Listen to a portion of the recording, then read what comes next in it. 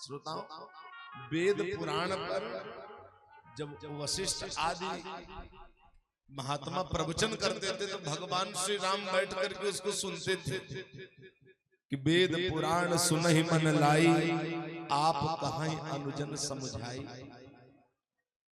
देखो, वशिष्ठ आदि महात्मा लोग जब वेद पुराण पर प्रवचन करते थे तो राम जी बैठ करके उसको सुनते थे,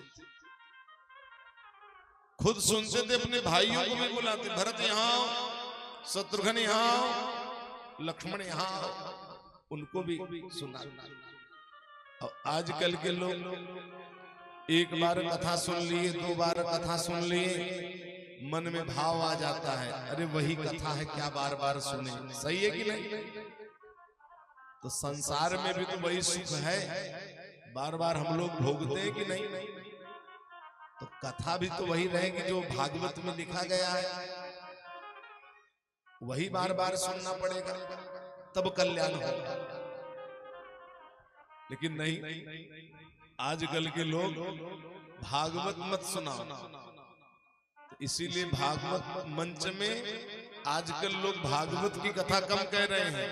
कोई आप कथा कह रहा है, कोई बाप कथा कह रहा है, कोई दंत कथा कह रहा है, लोगों का जिसमें मनोरंजन हो वही कह रहा है। लेकिन मैं तो वो नहीं कह सकता, मैं तो आपको वही सुनाऊंगा जो भागवत में लिखा है। सुनना है तो सुनो, और नहीं सुनना है तो खूब बात करो, कोई दिक्कत नहीं। मैं तो वही कहूंगा जो भागवत में लिखा गया है, और सुनोगे तो आपको लाभ होगा, और नहीं सुनोगे कोई बात मत सुनो, खूब हल्ला मचाओ, खूब बात करो। अब आप लोग हल्ला ही तो मचा रहे हो इतनी देर से, जो बैठे हो आपस में सारी बात यही करनी है। अरे आप लोगों का ये कर्तव्य बनता है, अगर अगल बगल कोई हल्ला मचाए तो उसको भी शांत कराओ। जो भी दर्शन करने के लिए आ रहे हैं श्रोतागण, वो आखिरी में भी तो आकर के ठाकुर जी को चढ़ा सकते हैं, पूजा कर सकते हैं। लेकिन आप लोग आपस में बात करने में व्यस्त हैं, तो ये भगवत अपराध है। श्रोताओ, भगवान श्री राम वेद पुराण सुनहि मन लाई, आप कहां अनुजन समझाई। खुद तो सुनते थे, अपने भाइयों को भी सुनाते थे। भागवत में स्पष्ट लिखा गया है, मुहुरहो रसिका भुवि भावुकः।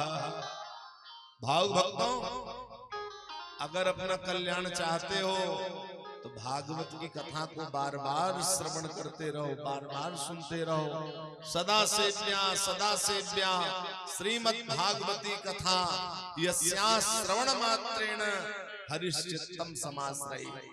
भागवत की कथा को बार बार श्रवण करते रहो, सुनते रहो। अगर भागवत की कथा को बार बार श्रवण करोगे तो ये जो चित्त है, ये जो मन है, ये आप ही आप भगवान में लग जाएगा।